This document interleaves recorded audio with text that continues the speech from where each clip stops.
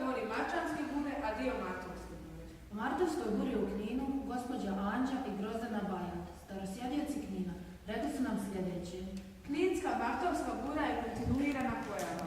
To znamo zahvaljujući svjedočenju starosjedioca koji su sada u poodmakloj dobi, a koji nam svjedoči da su kninske Martovske bure redovna pojava kad i oni pamte i što se sjećaju da su njihovi stariji govorili.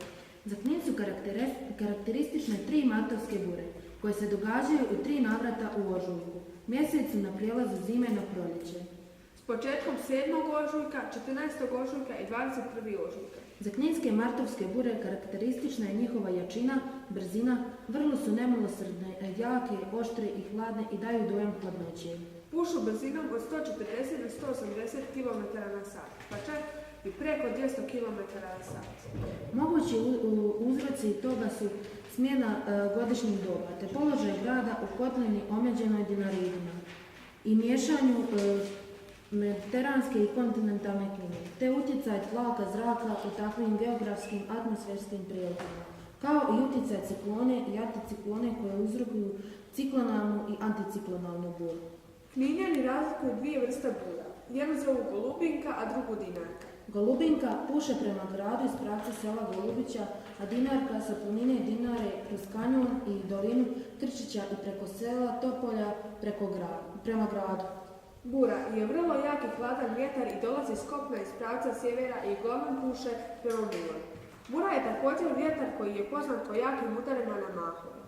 To je vjetar koji puše velikom brzinom, a često i orkanskom snagom, naročito gdje se gorje proteže blizu morske obale. Stari Kninjani jako dobro podnose buru jer su navikli na njenu jačinu i hladnoću. Kažu da je bura zdrava. Priredila Maja Bajat. Ajde, sad.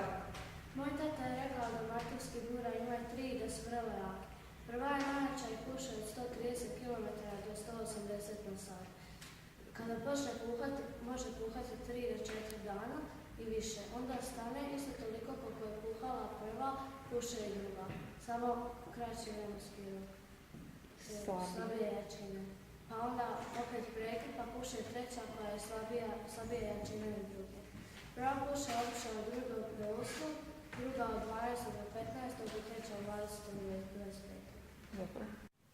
Kakve veze Marčane bure o Kninu imaju s matematikom? Imaju podatke koje smo dobili iz Državnog hidrometeorološkog zavoda iz Zagreba prikazat ćemo u obliku strukturnih i linijskih dijagrama.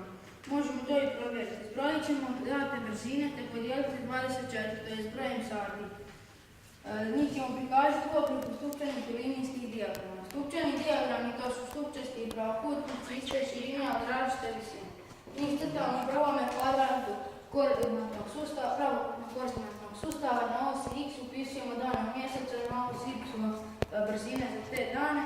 Dijagrami brzine i učestalost vjetra za 2015, 2016 i 2017 godinu gledaju ovako. Iz dijagrama se može pročitati da je martovska bura prirodna i redovna te kontinuirana pojava, baš kao što se reče starosjedioci Knina.